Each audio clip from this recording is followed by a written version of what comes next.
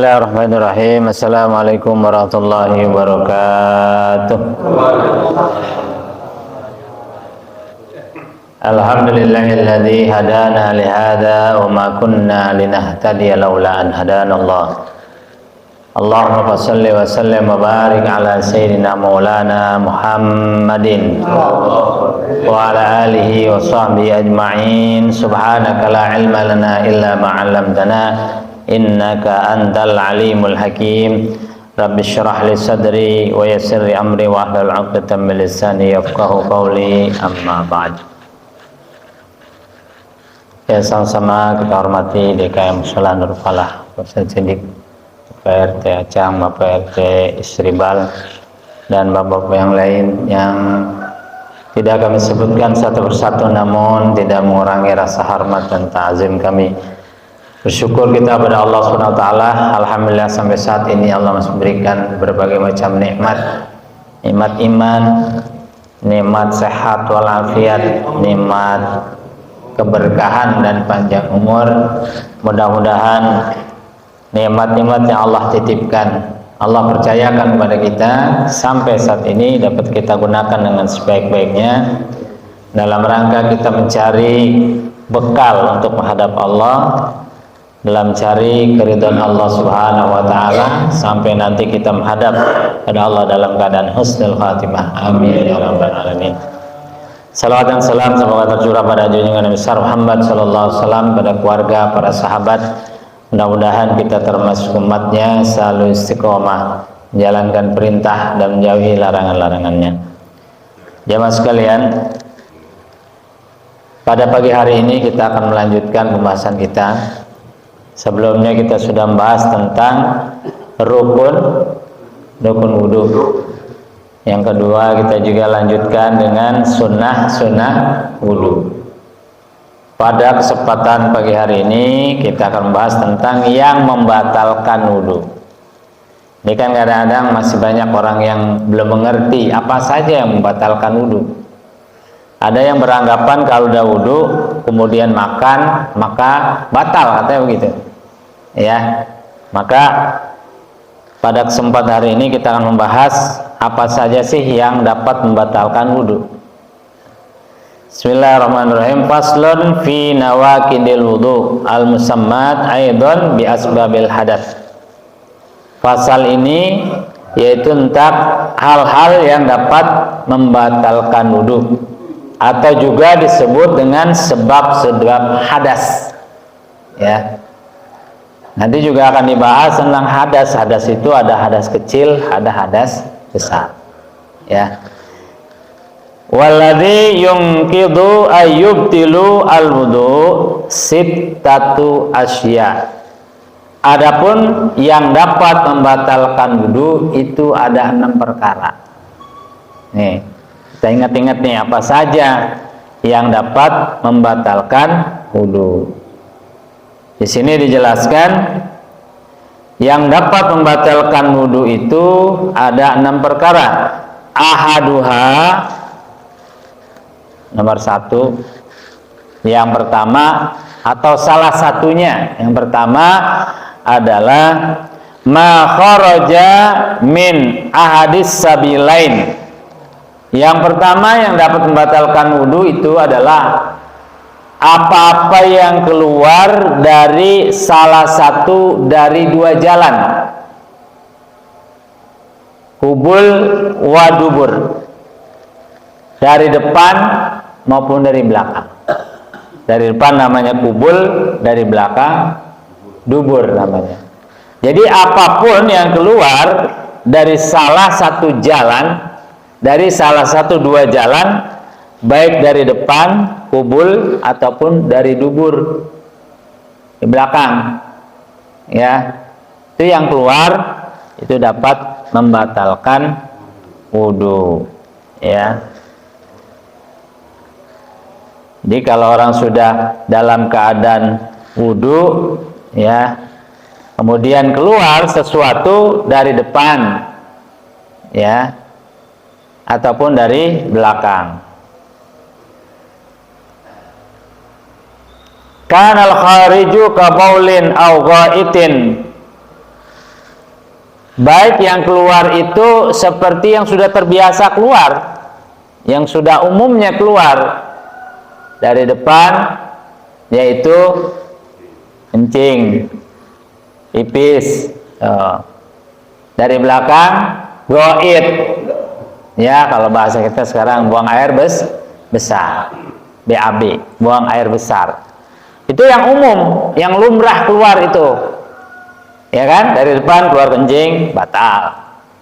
Keluar buang air besar, batal. Atau yang jarang keluarnya, tapi keluar, itu juga batal. Apa? Dari depan jarang, memang nggak semua orang. Apa itu? Kan ada orang kadang-kadang itu kencing keluar batu. Batu apa itu? Kencing batu ya. Nah, kencing batu. Itu batal itu. Ya. Dia pengen kencing, ternyata yang keluar batu. Keluar batu itu.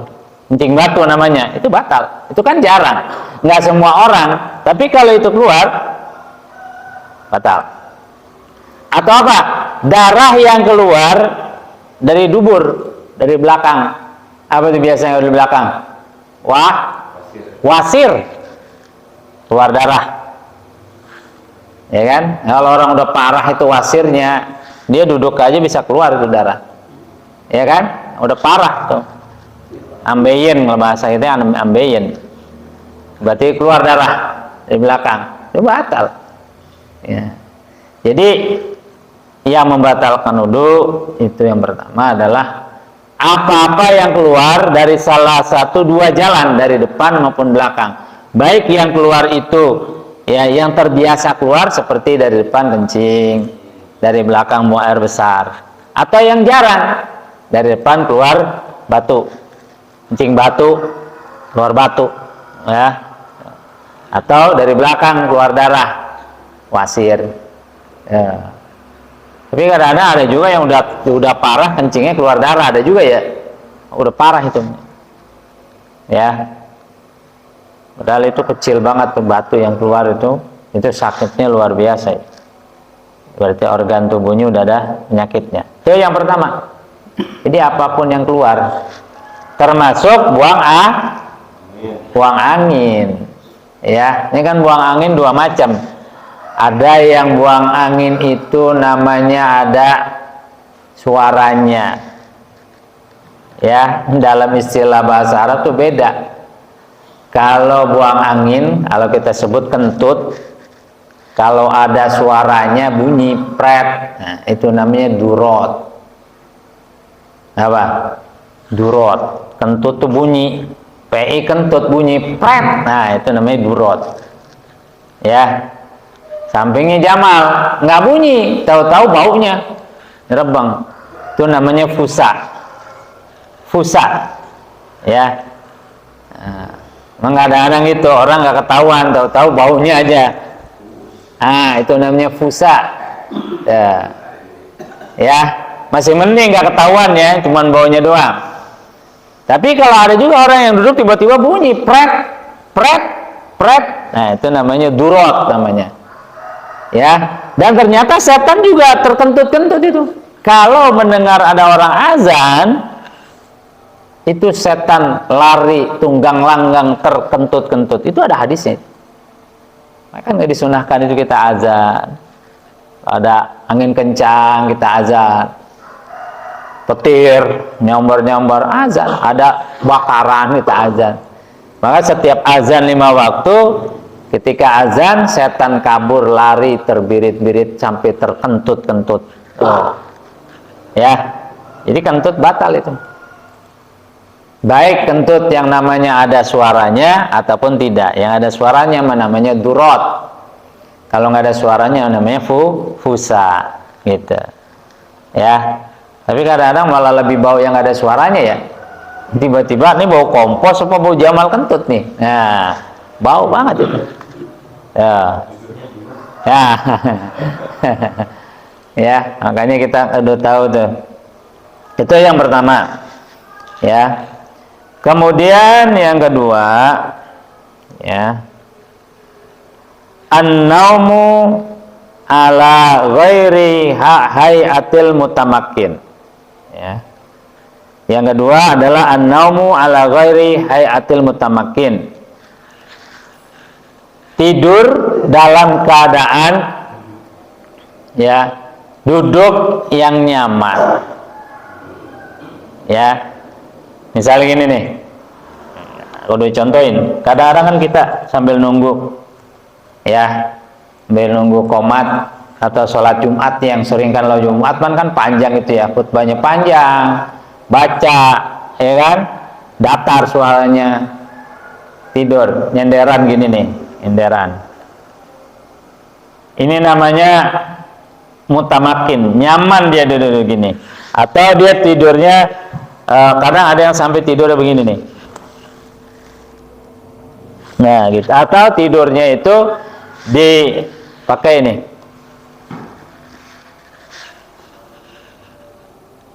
Nah, itu membatalkan wudhu. Wudhunya batal. Bahkan di sini jelaskan jika ya duduknya begini nih, ya kalau duduknya ya tatok, misalnya duduk gini, tidurnya begini.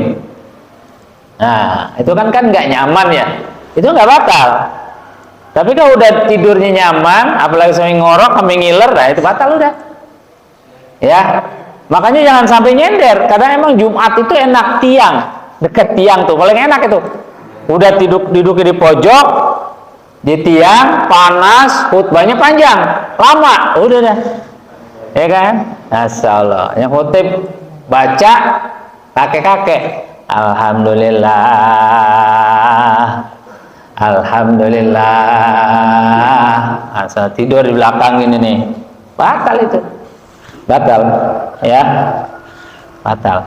Tapi kalau ya tato masih begini, nggak batal, ya. Itu hati-hati. Kadang-kadang orang nggak perhatiin tuh, sampai ditunjal begini, batangan. Atau sampai ke bawah banget tuh itu tadi, itu membatalkan tuh, batal wudhunya ya. Yang paling sering adalah nyender, yang paling sering nyender. Nggak boleh kena tiang dikit, nyender dikit udah mau tidur baik, gampang banget tuh tidur ya tuh. Itu kalau di masjid, apalagi sekarang ini zamannya udah enak, masjid musola itu udah ber-AC itu. Bawahnya udah ngantuk aja nggak? Iya, datang jam 11 paling dulu, duduk pojok belakang, tidur. Ya, tidur. Ya, begitu dibangunin dia langsung bilang ini sholat Jumat nggak sah ini. Ngapa nggak sah? Nah, itu kok sholat Jumat nggak pakai khutbah katanya? Tahu-tahu sholat, orang dia tidur, dia nggak tahu. Kadang orang saking tidurnya begitu dibangunin bingung ya, yang paling ini. Tuing gitu kan, kaget kan dibangunin kan. Tuh, itu batal wudhunya. Tuh. Maka kalau kita memang benar-benar dalam keadaan lelah, kemudian kita sambil nyender atau duduknya nyaman tunjal begini, dibangunin, wudhu. Silakan. Lebih baik ketinggalan sholat Jumat karena kita wudhu lagi daripada kita nggak wudhu. Jadi sama juga itu, karena kita wudhu nih, ya ketinggalan itu 1 rakaat salat Jumat, ya nggak apa-apa. Kita ikutin imam aja 1 rakaat. Nanti imam selesai salam, kita bangun, tetap tambahin 1 lagi. Tapi kan ini jarang ya, jarang. Tapi seandainya itu terjadi sama kita, atau kita musafir ini, macet. Gitu mau sholat Jumat, nyampe kita kan belum wudhu, imam udah 1 rakaat kan.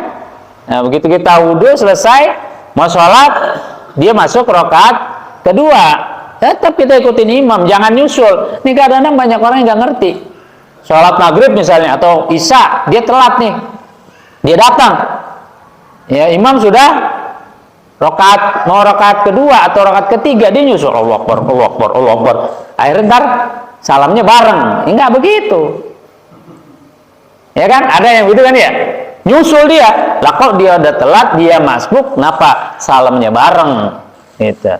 Nah ini, jadi karena batal wudu, ya sama sholat 5 waktu ya begitu nih.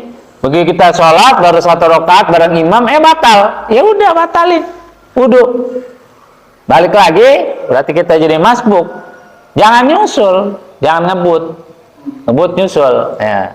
Tapi kalau itu mah masbuk sholat waktu mah biasa ya. Tapi kalau sholat Jumat jarang. Kalau memang itu terjadi, ya udah kita sholat 1 rakaat. Begitu imam salam kita bangun, nyempurnakan begitu. Ya, yang kadang-kadang kan takut apa? Takut telat, nggak mau wudu lagi akhirnya deh. Ini wudu. Ya, pokoknya batasannya jangan sampai duduknya itu sampai nyaman, tidurnya nyaman, nyender, ditunjal pakai tangan begini, nyaman nih dah. Ya, maka itu dapat membatalkan wudu. Yang kedua, ya. Kemudian yang ketiga, zawalul akli, ya, zawalul akli bisa karin au marodin, ya, hilang akal. Yang ketiga yang membatalkan wudu itu adalah hilang akal, ya. Hilang akal dengan apa? Disakar, sakar itu mabuk. Jadi orang udah berwudu mabuk, batal wudunya. Au majnunin, gila, dia wudu tiba-tiba ini gila, ya. Au mughma alaih, pingsan, itu batal itu wudunya. Ya, orang yang udah wudu mabok batal, ya. Tiba-tiba habis wudu gila, ya, nauzubillah, itu batal. Pingsan, ada nggak orang yang pingsan? Ada. Karena kecapean tiba-tiba pingsan aja dia, batal itu. Ya, termasuk ayan atau epilepsi. Wah, bahasanya keren. Penyakitnya apa? Epilepsi, padahal ayan. Nah, orang ayan itu kan dia nggak sadar ya, tiba-tiba jatuh begitu aja itu, jatuh. Bahaya itu. Itu hati-hati kalau ada orang ayan tuh, liurnya menular itu. Ya. Jadi yang ketiga, orang yang hilang akal, baik karena mabok, gila, pingsan, termasuk ayan. Ya kalau ayan sih sekarang udah jarang lah, ya udah jarang. Yang sering mungkin pingsan ya, karena kecapean pingsan atau mabok, ya, mabok udah batal tuh wudunya. Ya, itu yang ketiga. Kemudian yang selanjutnya, warabi', yang keempat, lamsul rajuli al-mar'atal ajnabiyah, ya, min ghairi hailin, ya, menyentuh laki-laki, menyentuh, ya, perempuan, ya, al-ajnabiyah, yang bukan mahram, bukan muhrim ya. Muhrim itu artinya orang yang pakai pakaian ihram, muhrim. Bukan muhrim, bukan muhrim. Yang ada dekat batal, bukan muhrim gitu ya. Bahasanya bukan muhrim, mahram. Mahram itu yang tidak boleh dinikahi, maka nggak batal. Ya, adik kakak, tuh, ya kan, nggak batal. Anak sama orang tua tidak batal. Mantu memertua batal nggak? Batal nggak? Tidak batal. Enak aja main batal aja. Iya, nggak batal. Ya, kalau batal berarti Anda boleh nikah sama mertua. Nggak batal. Jadi mantu sama mertua nggak batal. Kenapa? Karena anak udah nikahin. Bahkan seandainya anaknya meninggal, nggak boleh ente nikah sama mertua ente. Nggak boleh itu. Ini kan ada orang udah, ya, ibu mertua, saya Wahyu, cium tangan ibu mertua, ya nggak batal, karena udah nikahin anaknya. Bahkan sampai nanti, ya, anaknya atau istrinya meninggal, nah udah menikah sama istrinya, anak kan perempuan, udah nikah, udah meninggal, nggak boleh itu menikah dengan mertua. Jangan bilang mantan mertua saya, gitu. Karena mertua adalah orang tua, nggak batal. Jadi mahram itu ya nggak boleh nikahi. Ya. Tapi kalau sepupu, ya sepupu itu batal. Karena sepupu sama sepupu boleh nikah, ya kan? Misalnya Bang Ajat nih, saudara nih, adik kakak nih, Bang Gugun misalnya, anaknya Bang Ajat, anaknya Bang Gugun, nah Bang Ajat perempuan, Bang Gugun laki, karena sepupuan tuh anak anak, maka itu batal. Boleh tuh sepupu boleh nikah, gitu. Ini mahram itu yang tidak boleh dinikahi. Mahram namanya. Ya. Jadi bersentuhan kulit laki-laki dengan perempuan min ghairi hailin, tanpa ada, ya, pembatasnya, tanpa ada penghalangnya, itu batal. Ya, gitu. Batal. Tapi kalau kesentuhnya bajunya atau pakai sarung tangan, kesentuhnya tidak batal. Makanya berapa banyak ya kalau misalnya pernikahan gitu, perempuannya pakai sarung tangan kan, salamannya pakai sarung tangan, ya nggak batal, dia jaga wudhu. Sehingga ntar masuk waktunya wudhu, ini perempuan ini terutama ini yang susah, dandannya lama, ya kan? Dia dandan misalnya jam 10 udah dipajang nih, dipakai sarung tangan itu, salaman pakai sarung tangan, ya kan? Waktu masuk waktu zuhur dia sholat kan, biasanya kan di baju ya, di baju udah sholat aja, karena dia udah punya wudhu, jaga wudhu kan. Ya. Jadi kalau ada penghalangnya, ada apa namanya, seperti ada kainnya kena bajunya, itu nggak batal. Tapi kalau langsung min ghairi hailin, itu membatalkan.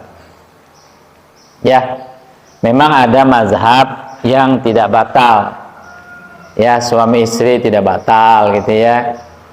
Nanti itu pembahasannya lebih luas lagi, tapi secara umum ya, sentuhan laki-laki dan perempuan itu batal, yaitu yang bukan mahram. Berarti kalau suami sama istri batal nggak sentuhan?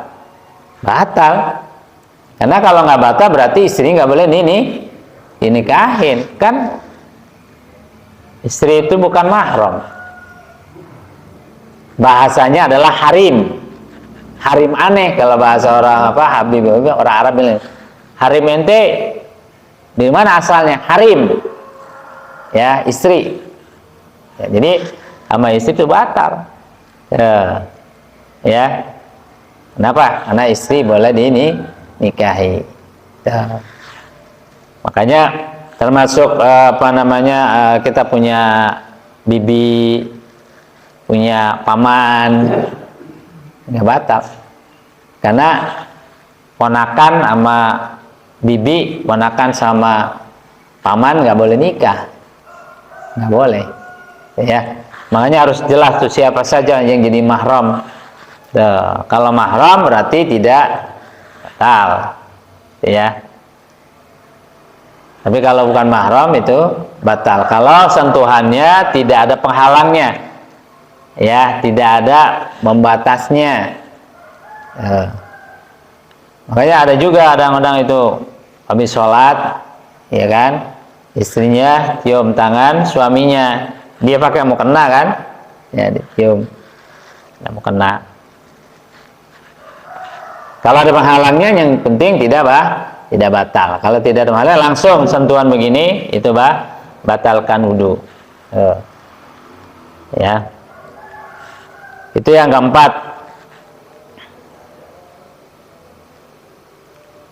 Kemudian yang selanjutnya yang kelima adalah masu farjil adamihi bibatinil kaffi,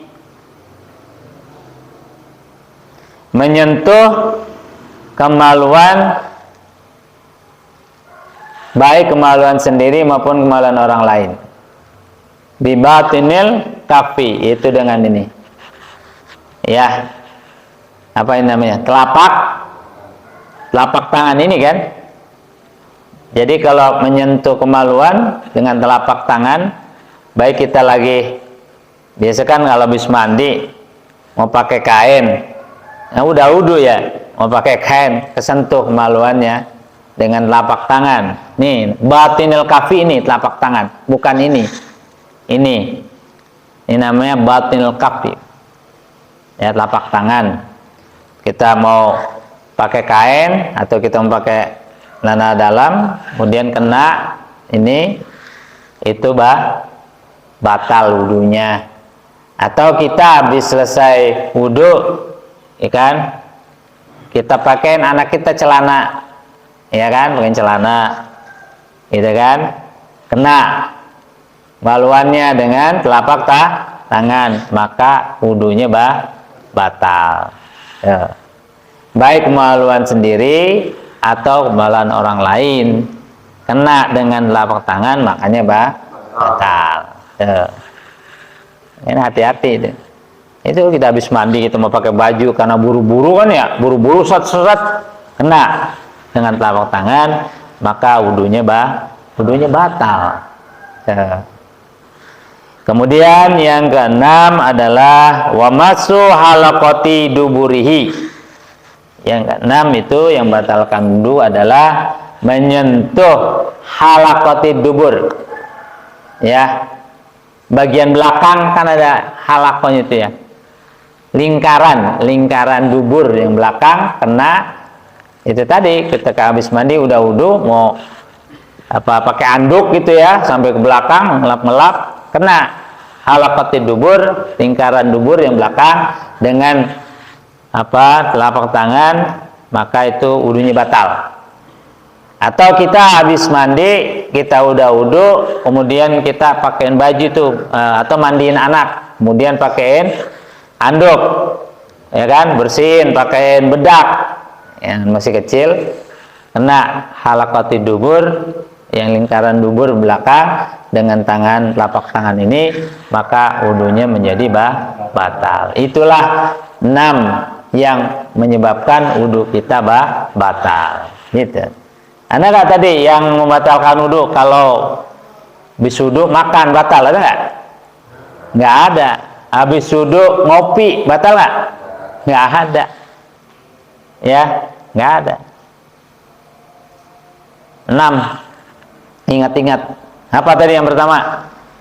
Keluarnya sesuatu dari salah satu dua jalan, baik dubur, kubul atau dubur, dari depan atau dari belakang. Baik yang keluarnya itu biasanya keluar seperti kencing atau buang air besar, atau yang jarang-jarang keluarnya ya batu, ya kan, darah wasir ya. Kemudian yang kedua apa? Tidur yang tidak menetap duduknya, atau dalam keadaan duduk yang tidak menetap.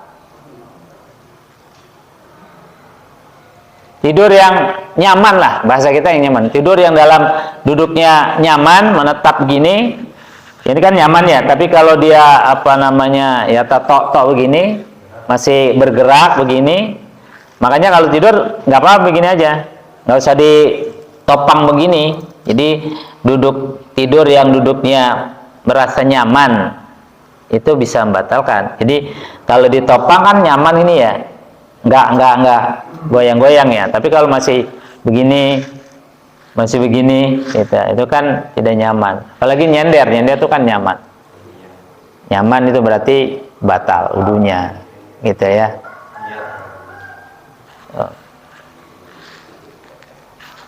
Kemudian yang ketiga adalah hilang akal ya, baik itu karena mabok, gila, pingsan, ayat. Yang keempat apa tadi?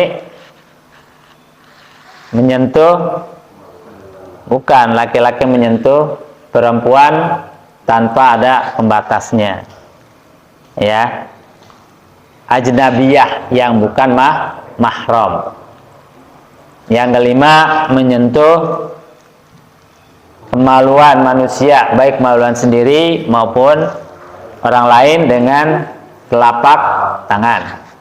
Yang keenam, menyentuh lingkaran dubur, baik dubur sendiri maupun orang lain. Itu 6 yang membatalkan wudu. Jadi kalau udah tahu yang membatalkan wudu ini 1, 2, 3, 4, 5, 6, sehingga kita lebih hati-hati. Yang paling sering adalah nomor 2, tidurnya udah nyaman banget tidurnya. Ya, kayak nyender gini kan, nyaman udah dia. Ya, tidak bergerak-gerak. Kalau masih gerak-gerak, masih tidak merasa nyaman, tidak ditopang, ya, itu tidak membatalkan. Mudah-mudahan apa yang sudah kita ketahui, kita pelajari, sehingga kita hati-hati. Kebetulan memang hari ini adalah hari Jumat, ya. Nah, maka kadang-kadang orang menyembelih hari Jumat itu, ya, usahakan jangan pilihnya di pojok atau di tiang. Jangan di tiang. Pilih kalau bisa, usahakan sholat Jumat itu kalau nggak di baris pertama, di baris kedua. Pilih. Syukur-syukur bisa di baris pertama. Itu paling afdal, paling utama. Ya, pilih, paling terserah mau di tengah, mau di pinggir, mau belah kanan, belah kiri, baris pertama itu. Maksimal baris kedua. Jangan sampai di belakang, di pojok, apalagi di nyender di tiang. Ya, ini hari Jumat. Mudah-mudahan apa yang kita pelajari ini dapat menjadi rambu-rambu buat kita. Oh, ini loh yang membatalkan wudu. Gitu ya. Yang ngerti jadinya. Itu saja, mungkin ada yang bertanya. Mungkin kita cukupkan. Mudah-mudahan hamba kita yakin apapun, ya, itu yang membatalkan wudu sudah kita bahas. Ya, kalau nggak ada yang itu yang 6 kita bahas berarti tidak membatalkan wudu. Kembali lagi kita yakin. Kalau mau batal, yakin batal, udah. Ya, gitu. Kalau mengkira kita masih ragu, kepada kemana? Kalau ragu, mendingan kita wudu lagi. Tapi kalau yakin bahwa ini bukan kentut, tapi ini suara perut, memang mirip-mirip. Kita yakin nggak batal, terusin. Gitu. Ya, mari sama-sama kita tutup dengan doa. Mudah-mudahan apa yang kita pelajari Allah jadikan ilmu yang bermanfaat, dan juga kita doakan ya Bapak RT Kasman dalam keadaan kurang sehat, ya, dan diangkat penyakitnya, juga termasuk Bapak Zainal, ya, alhamdulillah sudah mulai pulih, mudah-mudahan diberikan kesehatan, dan juga kita semuanya mudah-mudahan selalu dalam lindungan Allah, dalam keadaan sehat walafiat, dan saudara-saudara kita yang memberikan untuk sarapan paginya Jumat ini diganti rezekinya, diterima apa yang dikeluarkan. Dan kita berdoa mudah-mudahan di program bulan Desember mudah-mudahan ada rezekinya, bisa ikut bareng-bareng umroh bareng Atqiyah 13 sampai 21 Desember. Doakan jamaah kita yang pada mau berangkat biar ada rezekinya, biar pada sehat, bisa melaksanakan umroh makbulah, umroh mabrurah, diterima umrohnya, dan yang belum mungkin bisa nyusul di tahun-tahun yang akan datang. Al-hadini al-Fatihah. A'udzubillahi minasyaitonirrajim. Bismillahirrahmanirrahim. Alhamdulillahirabbil alamin, arrahmanirrahim, maliki yaumiddin. Iyyaka na'budu wa iyyaka nasta'in. Ihdinas siratal mustaqim. Siratal ladzina an'amta 'alaihim ghairil maghdubi 'alaihim waladdallin. Amin. اللهم الفاتحة سر الفاتحة حرمة الفاتحة بحق من أنزلت عليه سورة الفاتحة. افتح لنا أبواب الخير وأبواب البركة وأبواب الصحة وأبواب العافية وأبواب الرزق وأبواب التوفيق والهداية وأبواب الاستقامة وأبواب السعادة في الدارين لنا ولأحبابنا ولأزواجنا ولقرابتنا ولجماعتنا. اللهم ثبتنا بالإيمان، ثبتنا بالإسلام، ثبتنا بالتوحيد، ثبتنا بالمعرفة، ثبت إيماننا من دار الدنيا إلى دار الآخرة. دوام في subhanakallahumma wa tahiyyatun fiha salam wa akhiru da'wana alhamdulillahirabbil alamin subhanakallahumma bihamdika asyhadu an la ilaha illa anta astaghfiruka wa atubu ilaik. Assalamualaikum warahmatullahi wabarakatuh.